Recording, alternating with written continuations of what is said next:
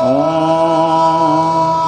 सच्चिदानन्दरूपाय विश्वोत्पत्त्यादिहेतवे तापत्रयविनाशाय श्रीकृष्णाय वयं नमः। मित्रों, आप सबका स्वागत है अपने इस YouTube चैनल पर। आप सबका प्रेम और सहयोग अब तक जैसा मिल रहा है इसको आगे भी ऐसे ही बरकरार रखिएगा। आज कल पढ़ने वाली हरिशयनी एकादशी के व्रत के विषय में कुछ बातें, कुछ चर्चाएं लेकर आप सबके सम्मुख उपस्थित हो रहा हूं। कल 10 जुलाई 2022 को श्री हरिशयनी एकादशी का व्रत किया जाएगा और इसी दिन तुलसी लगाने का भी अपना विशेष महत्व है। इसी दिन तुलसी रोपण भी किया जाता है। कहा जाता है कि 4 मास के लिए भगवान श्री हरि योग निद्रा में चले जाते हैं और एक स्वरूप से राजा बलि के द्वार पर द्वारपाल बनकर खड़े रहते हैं। तो क्या इस एकादशी का महात्म्य है?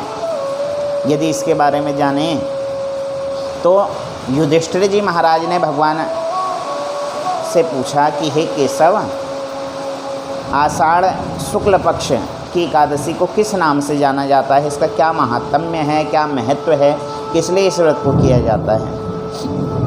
तो भगवान स्वयं इसके विषय में युधिष्ठिर जी से कहते हैं कि हे राजन, यह जो एकादशी का व्रत है यह व्यक्ति के सब पापों का नाश करने वाला है। सब क्लेश, दुख, शोक आदि से उसको निवृत्त कराने वाला है।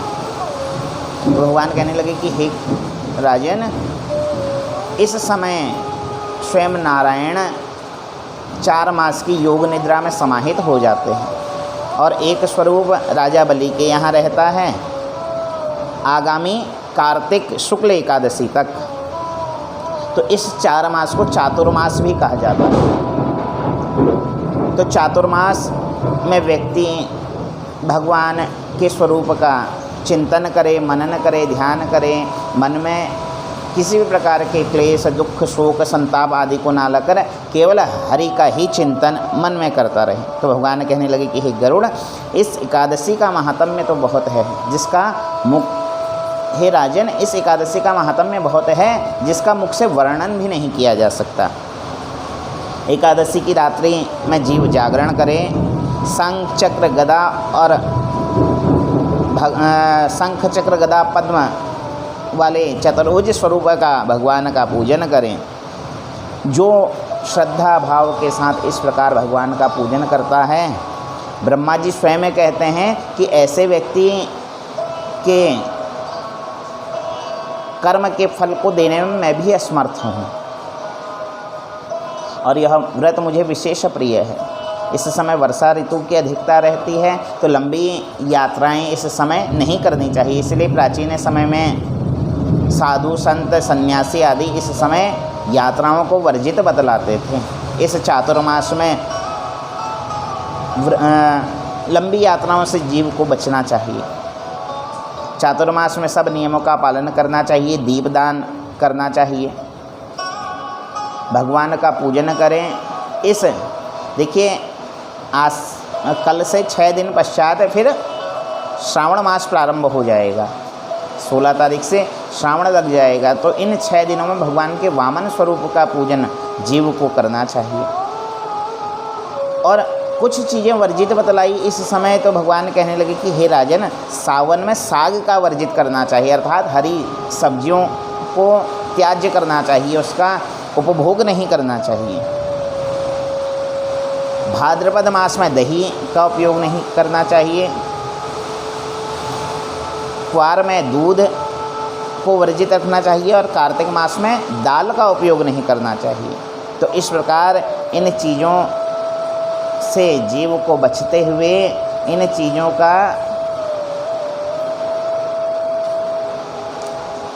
त्यागते हुए भगवान के स्वरूप का चिंतन करना चाहिए। तो भगवान कहने लगे कि हरिशयनी एकादशी है जिसको पद्मा एकादशी के नाम से भी जाना जाता है। तो कई लोग इसको पद्मा एकादशी कहते हैं, कई व्यक्ति हरिशयनी एकादशी कहते हैं, कई व्यक्ति देवशयनी एकादशी कहते हैं। तो नाम भिन्न अलग अलग हैं, किंतु सब एक ही हैं, परमात्मा का स्वरूप एक ही है।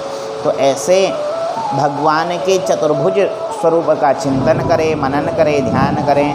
भगवान के वामन स्वरूप का पूजन इस बीच करें। और इस समय भगवान जब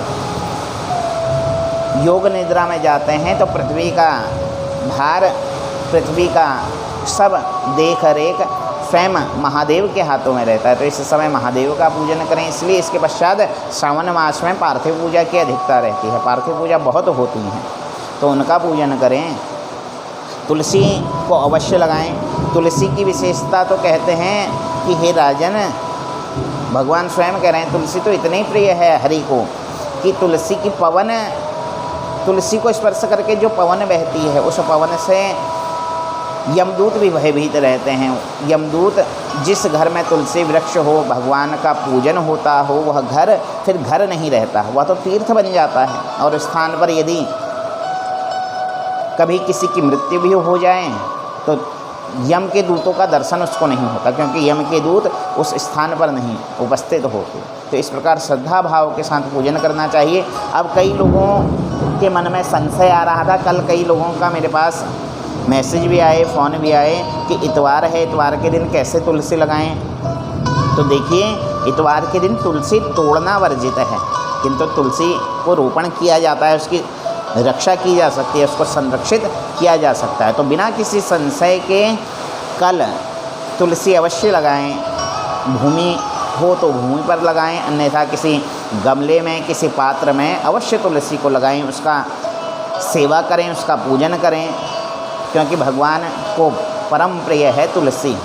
तो इस प्रकार श्रद्धा भाव के साथ जो जीव इन कर्मों को करता है, भगवान नारायण की कृपा उस जीव को प्राप्त होती है। तो हम सब के जीवन में यह नारायण की कृपा बनी रहे, इसी भाव के साथ भगवान का पूजन करें, भगवान की भक्ति हम सबको प्राप्त हो, यही भाव मन में रखते हुए इस व्रत को किया जाए। मन में सदैव भगवान का मनन चिंतन किया जाए, जिससे श्रेष्ठ फल की हमें प्राप्ति हो।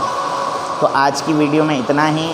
आगामी वीडियो पुनः आपके सम्मुख लेकर उपस्थित होऊंगा किसी नए विषय के साथ, किसी नई चर्चा के साथ। तब तक के लिए आज की राधे राधे, जय श्री राम, हर हर महादेव।